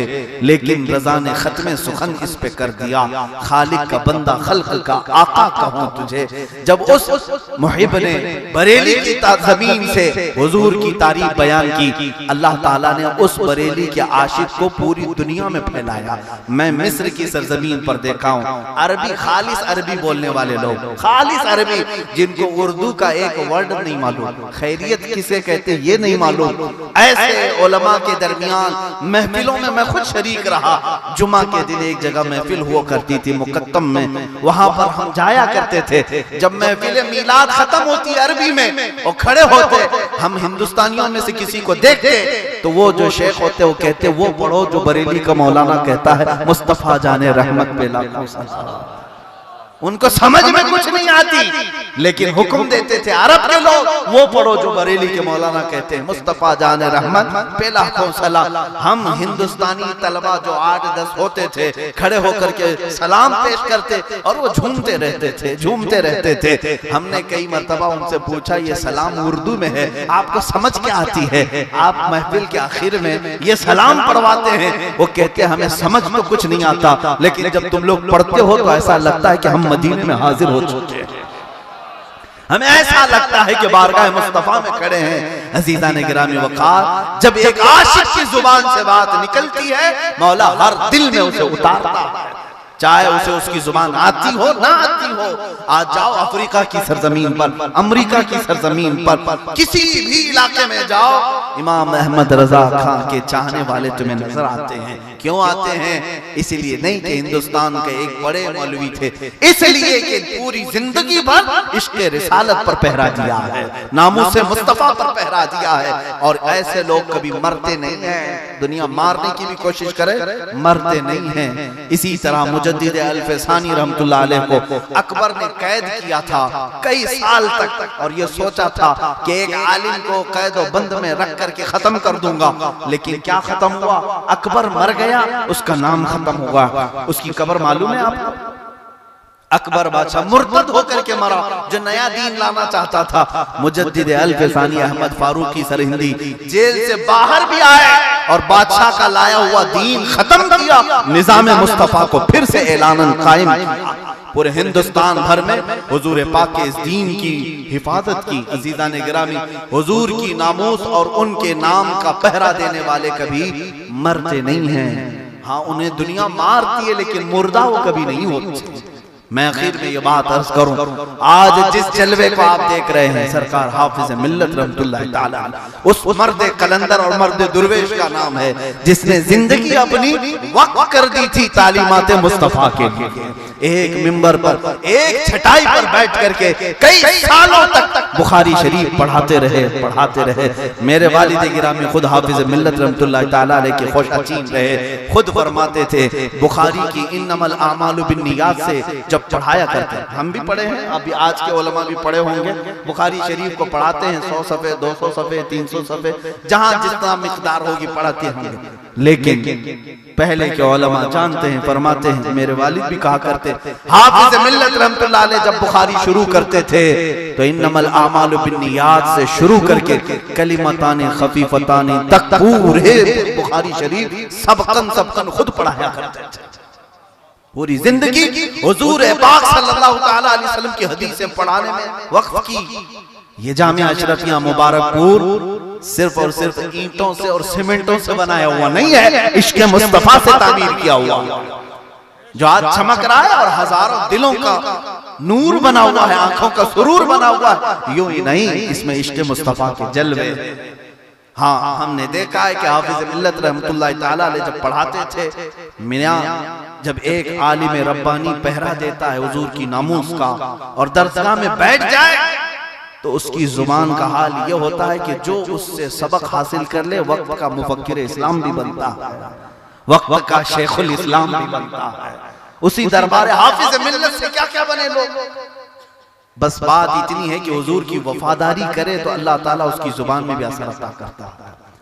हाँ, इसी नुक्ते पर मैं आप सबको लाता हूं। उनके जो हम गुलाम थे, खल्क के पेशवा रहे, उनसे फिरे जहां फिरा, फिर आई कमी वकार में। तुम तख्त व ताज की बात क्या करते हो, ये सियासत और ये तमाम वोटिंग की बात क्या करते हो, ये सब चीजें तुम्हें वैसी सदक़े में मिलेंगी, वैसी सदक़े में मिलेंगी। मुझे एक बात याद आती, हुजूर सैयदुल उलमा मारा रवी रज़ी अल्लाह ताला अन्हु मुंबई की सरजमीन से जब ऐलान करते थे, हजारों का मजमा उन्हें भी सुनता था और उनकी जुबान में भी अल्लाह ने तासीर रखी थी। जानते हैं ऐसे उलमा को या तो मारा जाता है या खरीदने की कोशिश की जाती है। उनके जमाने में भी एक लेडी इस हिंदुस्तान पर हुकूमत कर रही थी और उसने एक ऑफर दिया था, सैयद मियां से कहें राजिया सभा की मेंबरशिप दी जाएगी, मेंबर ऑफ पार्लियामेंट उनको भी बना दिया जाएगा, कुर्सी दी जाएगी, वो थोड़ा तकरीरें कम करें। सैयद मियां रहमतुल्लाह ताला अलैह की एक बात मुझे याद आती, आपने जवाब में कहा तुम्हारी कुर्सी की जरूरत नहीं, अल्लाह ने हमें आयतल कुर्सी, जिसके पास आयतल कुर्सी है उसे फिर तुम्हारी कुर्सी की जरूरत नहीं। फिर उसी मारहरा के सैयद मियां ने एक इश्क का भी नारा हमें दिया था, जो आज की जरूरत है नौजवानों, आज की जरूरत है। इसी नारे के साथ जलसे को खत्म करना। किसी की जय विजय क्यों पुकारे, क्या गरज हमको, किसी की जय विजय क्यों पुकारे, क्या गरज हमको, हमें काफी है सैयद अपना नारा या रसूल अल्लाह, हमें काफी है सैयद अपना नारा, जोर से बोले, हमें काफी है सैयद अपना नारा। बस इसी में जान है, हम इसके उसकी बात क्यों करें। अगर हुजूर की बात करें तो हर चीज हमारे कदमों में आनी है, हर चीज हमारी तरफ मुतवज्जे होनी है। आखिरी बात अर्ज करता हूँ, सैयदना उमर फारूक रज़ियल्लाहु ताला अन्हु के जमाने में एक चीज ऐसी भी आई, मैं आपके जज्बों को बेदार करने के लिए बात कर रहा हूँ। कुर्बानियां देने के बाद, वफादारी के बाद मिलता क्या है? किसरा की हुकूमत खत्म कर दी गई उमर फारूक के जमाने में। किसरा कौन है? वक्त का सुपर पावर। जैसे आज अमेरिका की हालत है, रशिया की ताकत का हाल है, इस तरह से एक जमाने में ईरान का हाल था। ईरान के बादशाह को किसरा कहा जाता था। किसरा की हुकूमत किसके हाथों गई? सहाबा के हाथों गई, खत्म हो गई। तो हजरत उमर फारूक का जमाना था, सहाबा वहां से माले गनीमत मदीना ले आए, उसमें एक कालीन भी आया था। तवज्जो है, मैं बहुत ताखीर कर चुका हूं, आखिरी बातें कर रहा हूं। एक कालीन आया था माले गनीमत में। वो कालीन उस जमाने का सबसे कीमती कालीन था, सबसे कीमती कालीन। उस कालीन का हाल ये था कि उस पर बादशाह की कुर्सी रखी जाती थी और दुनिया में अगर कोई उस कालीन पर बैठ ले तो जिंदगी पर फख्र करता था कि मैं किसरा के कालीन पर बैठ कर के आया। सोने के तारों से जड़ा हुआ था वो कालीन, महंगा कालीन। जब मस्जिद नबवी में लाया गया हजरत उमर फारूक के पास माले गनीमत के तौर पर, साहबा ने अर्ज किया कि इस कालीन का क्या करना है, कहाँ लगाया जाए, इसके टुकड़े काटकर मेहराब में, मस्जिद में कहाँ लगाया जाए।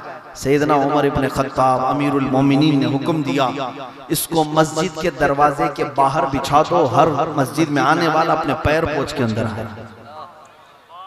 कहाँ रखा गया? मस्जिद के बाहर, ताकि दुनिया को ये मालूम हो जिस पर बैठ करके तुम जिंदगी पर फख्र करते थे वो मोहम्मद अरबी के गुलामों के पैरों की धूल है, हुजूर पाक के गुलामों की कदमों की धूल है। अजीजा ने गिरामी, एक चीज क्या है, हर चीज तुम्हारे ज़ेरे नहीं होगी, शर्त यही है कि मोहम्मद से वफा तूने, कि मोहम्मद से वफा तूने। तो तख्त व ताज क्या चीज है? लौह कलम तेरे हैं। ये जहां चीज है क्या? लौह कलम तेरे हैं। सारा कुछ तुम्हारे पास आज भी आ सकता है, सब सिर्फ और सिर्फ शर्त इसी बात की तरफ मैं आता हूँ। आला हज़रत फाज़िल बरेलवी रज़ियल्लाहु ताला अन्हु के इन अशआर पर मैं अपनी गुफ्तगू को खत्म करता हूँ। आज ले उनकी पनाह, आज मदद मांग उनसे, फिर न मानेंगे क़यामत में अगर मान गया। उन्हें जाना उन्हें माना, न रखा गैर से काम, लिल्लाहिल हम्द मैं दुनिया से मुसलमान गया।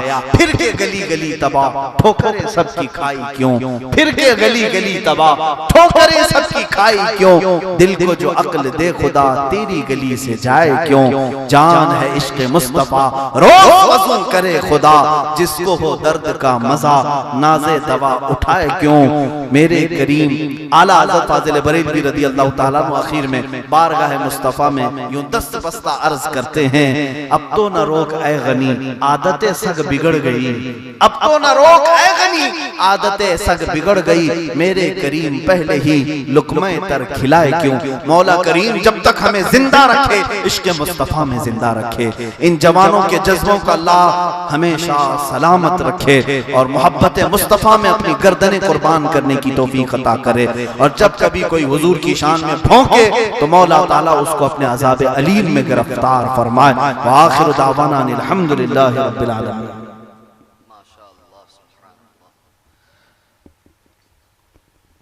हज़रात, मैं बड़े माजरत के साथ हुजूर क़िबला मुरब्बी कामिल शेख तरीक़त रहबर शरीयत उस्ताज़ुल असातिज़ा अक्से हुजूर हाफिज़ मिल्लत सरबराह आला जामिअतुल अशरफिया हुजूर अज़ीज़ मिल्लत अदामल्लाहु इक़बालहु नव्वरल्लाहु वजहहु कस्सरल्लाहु अमसालहु, आपकी बारगाह में मुअद्दिबाना गुजारिश करूँगा कि हम गुलामों को अपने नूरानी कलमात से मुस्तफ़ीज़ फरमाएं और हम सबको अपने दिल के अंदर मौजूद नूरानी और इरफानी जज्बात को खैरात के तौर पर हमें तक़सीम फरमाएं।